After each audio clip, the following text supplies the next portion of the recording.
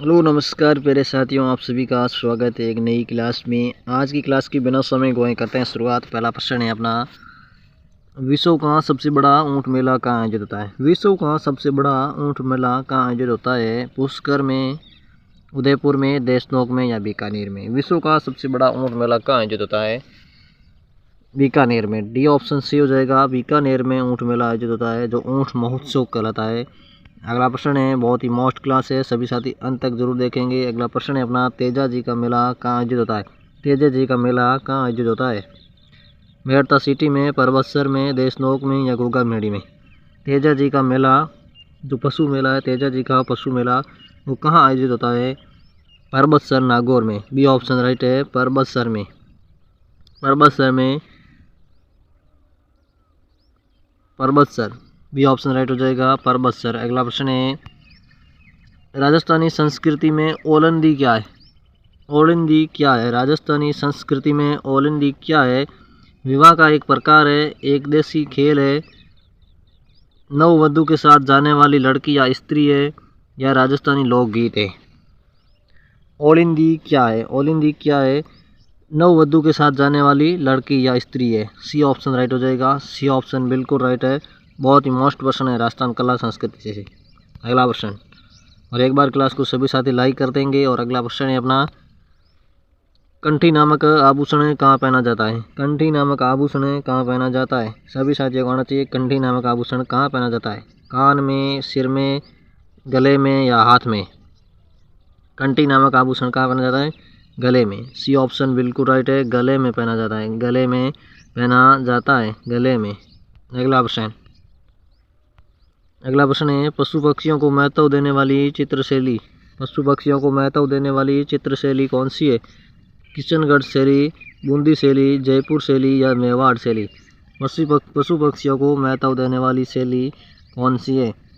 बूंदी शैली, बूंदी चित्र शैली है। बी ऑप्शन बिल्कुल राइट है, बूंदी चित्र शैली। अगला प्रश्न है,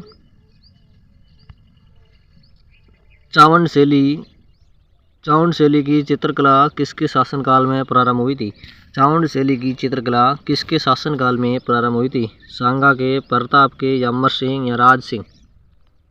चावंड शैली की चित्रकला है वो किसके शासनकाल में प्रारंभ हुई थी? प्रताप, महाराणा प्रताप के उस समय में हुई थी। भाई बी ऑप्शन बिल्कुल राइट है, महाराणा प्रताप हो जाएगा। अगला प्रश्न है, राजस्थान के किस जिले में एकलिंग जी का मंदिर स्थित है? राजस्थान के किस जिले में एकलिंग जी का मंदिर है? उदयपुर में, जैसलमेर में, अजमेर में या राजसमंद में? एकलिंग जी का मंदिर है राजस्थान के किस जिले में? सभी साथी कमेंट करके बताओगे किस जिले में, साथ साथ में कमेंट करते जाएं। तो इसका राइट आंसर हो जाएगा उदयपुर, उदयपुर। ये ऑप्शन बिल्कुल राइट है, उदयपुर में एकलिंग जी का मंदिर है, उदयपुर, उदयपुर से हो जाएगा। अगला प्रश्न है, तारकीन का दरवाज़ा, तारकीन का दरवाज़ा कहाँ स्थित है? तारकीन का दरवाज़ा कहाँ स्थित है? तारकीन का दरवाज़ा कहाँ है? अजमेर में, गागरोन में, फतेहपुर में या नागौर में? तारकीन का दरवाज़ा नागौर में हो जाएगा। डी ऑप्शन बिल्कुल राइट है, नागौर, नागौर से हो जाएगा तारकीन का दरवाज़ा, नागौर। अगला प्रश्न है, अगला प्रश्न है, ऐतिहासिक स्थल मानगढ़ धाम राजस्थान के किस जिले में? ऐतिहासिक स्थल मानगढ़ धाम राजस्थान के किस जिले में है? डूंगरपुर में, प्रतापगढ़ में, राजसमंद में या बांसवाड़ा में? मानगढ़ धाम, बांसवाड़ा, बांसवाड़ा। डी ऑप्शन बिल्कुल राइट हो जाएगा, बांसवाड़ा में, मानगढ़ धाम है बांसवाड़ा में। अगला प्रश्न है, बहुत ही मोस्ट क्लास है, राजस्थान में जहांगीर के महल कहाँ स्थित है? राजस्थान में जहांगीर के महल कहाँ स्थित है? जहांगीर के महल कहाँ स्थित है? किशनगढ़ में, डींग में, पुष्कर में या अजमेर में? राजस्थान में जहांगीर के महल कहाँ स्थित है? जहांगीर के महल कहाँ स्थित है? पुष्कर में, पुष्कर। सी ऑप्शन बिल्कुल राइट है, पुष्कर में है जहांगीर के महल, पुष्कर, पुष्कर। सी ऑप्शन बिल्कुल राइट। अगला प्रश्न है, चित्तौड़गढ़ स्थित विजय स्तंभ या कीर्ति स्तंभ के निर्माता? चित्तौड़गढ़ स्थित विजय स्तंभ जैसे कीर्ति स्तंभ भी कहा जाता है कि निर्माता कौन है? महाराणा प्रताप, राणा कुंभा, राणा रतन सिंह या राणा अमर सिंह? विजय स्तंभ के निर्माता कौन है? महाराणा कुंभा। बी ऑप्शन बिल्कुल राइट है, महाराणा कुंभा हो जाएगा। अगला प्रश्न है, किसको जल महलों की नगरी भी कहते हैं? किसको जल महलों की नगरी कहा जाता है? जल महलों की नगरी किसे कहा जाता है? डींग को, उदयपुर को, भरतपुर को या जयपुर को? बताओ किसको कहा जाता है जल महलों की नगरी? डींग से हो जाएगा, डींग। ये ऑप्शन बिल्कुल राइट है, डींग। डींग को जल महलों की नगरी कहा जाता है। अगला प्रश्न है, जयपुर शहर की योजना किस वास्तुकार ने बनवाई थी? जयपुर शहर की योजना किस वास्तुकार ने बनाई थी? विद्याधर भट्टाचार्य ने, मिर्जा इस्माइल ने, कर्नल जेम्स टोड ने या राजकुमार अल्बर्ट ने? जयपुर शहर की योजना किसने बनवाई थी? विद्याधर भट्टाचार्य वास्तुकार था, विद्याधर भट्टाचार्य। ये ऑप्शन बिल्कुल राइट है, बहुत ही मोस्ट प्रश्न था। अगला प्रश्न, अगला प्रश्न है, किस युद्ध में मेवाड़ के महाराणा सांगा ने बाबर की सेना को हराया था? किस युद्ध में मेवाड़ के महाराणा सांगा ने बाबर की सेना को हराया था? पानीपत के युद्ध में, घाघरा के युद्ध में, बयाना के युद्ध में या खानवा के युद्ध में? राणा सांगा ने बाबर को किस युद्ध में हराया था? बयाना के युद्ध में। बयाना के युद्ध में, सी ऑप्शन राइट हो जाएगा, बयाना के युद्ध में हरवाया था। अगला प्रश्न है, रणथंभौर के चौहान वंश का संस्थापक था? रणथंभौर के चौहान वंश का संस्थापक पृथ्वीराज द्वितीय, गोविंदराज, वलाण या वाघभट? रणथंभौर के चौहान वंश का संस्थापक गोविंदराज। गोविंदराज था, बी ऑप्शन बिल्कुल राइट है, गोविंदराज। गोविंदराज से हो जाएगा, गोविंदराज। अगला प्रश्न है, अपना, राजस्थान स्थापत्य कला का जनक किसको कहा जाता है? स्थापत्य कला का जनक किसे कहा जाता है? महाराणा कुंभा। बी ऑप्शन बिल्कुल राइट है, महाराणा कुंभा। स्थापत्य कला का जनक महाराणा कुंभा हो जाएगा। अगला प्रश्न है, देश में 1857 के प्रथम स्वतंत्रता संग्राम का आगाज किस सावनी से हुआ? किस सावनी से हुआ 1857 का आगाज? देश में कहाँ से आगाज हुआ था?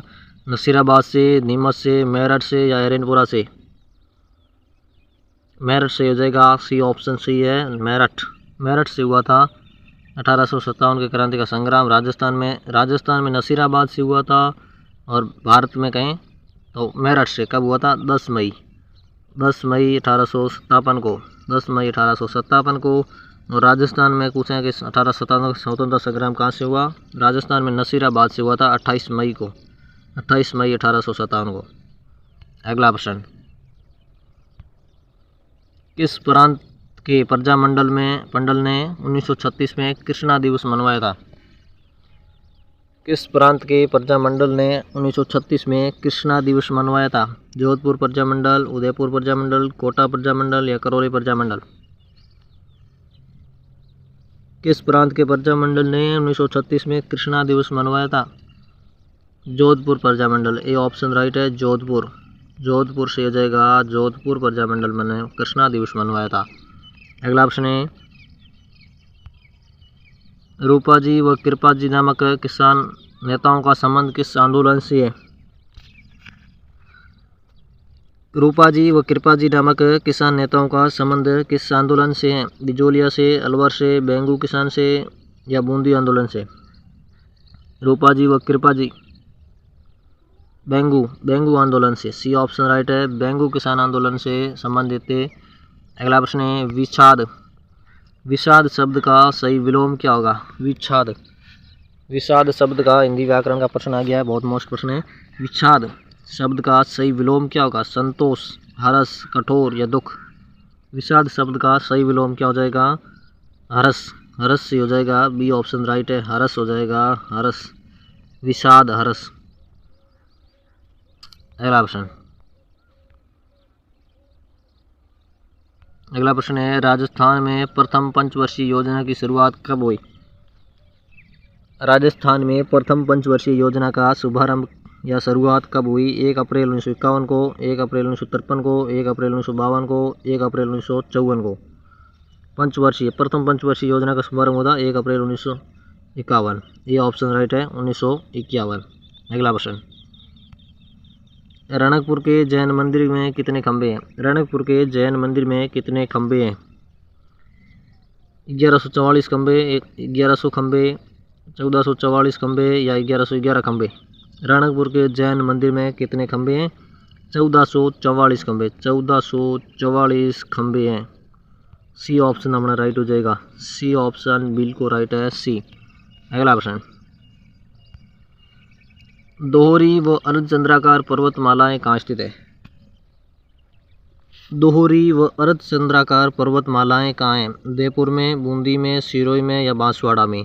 दोहरी व अर्धचंद्राकार पर्वतमालाएं कहाँ हैं? उदयपुर। उदयपुर से जाएगा, ये ऑप्शन बिल्कुल राइट है, उदयपुर। उदयपुर। अगला प्रश्न है, निच्छल। निच्छल शब्द में कौन सा उपसर्ग है? निच्छल शब्द में कौन सा उपसर्ग है? नी, निर, नी या निच्छ? निच्छल शब्द में कौन सा उपसर्ग है? निच्छ। डी ऑप्शन से हो जाएगा। निच्छल में निस उपसर्ग है, निच्छल। निच्छल में निस उपग्रह है। अगला प्रश्न, और अगला प्रश्न है, मरु राष्ट्रीय उद्यान कहाँ स्थित है? मरु राष्ट्रीय उद्यान कहाँ स्थित है? मरु राष्ट्रीय उद्यान जैसलमेर। जैसलमेर, ये ऑप्शन राइट है, जैसलमेर। अगला प्रश्न है, अगला प्रश्न है, किस दुर्ग को सोनार दुर्ग कहा जाता है? किस दुर्ग को सोनार का दुर्ग कहा जाता है? किस दुर्ग को सोनार का दुर्ग कहा जाता है? रणथंभौर को, जैसलमेर को, चित्तौड़गढ़ को या मेहरानगढ़ दुर्ग को? सोनार का दुर्ग किस दुर्ग को कहा जाता है? जैसलमेर के दुर्ग को। बी ऑप्शन राइट हो जाएगा, जैसलमेर के दुर्ग को सोनार का दुर्ग कहा जाता है। अगला प्रश्न है, आज की क्लास का अंतिम प्रश्न, पृथ्वीराज रासो की रचयिता कौन है? पृथ्वीराज रासो का रचयिता कौन था? ध्यानचंद सूरी, मूणोदनैन सिंह, महाकवि माघ या चंद्रबरदाई? पृथ्वीराज रासो के रचयिता चंद्रबरदाई। डी ऑप्शन बिल्कुल राइट है, डी ऑप्शन चंद्रबरदाई। तो आज के लिए इतना ही, फिर मिलेंगे एक नई क्लास में, तब तक के लिए जय हिंद।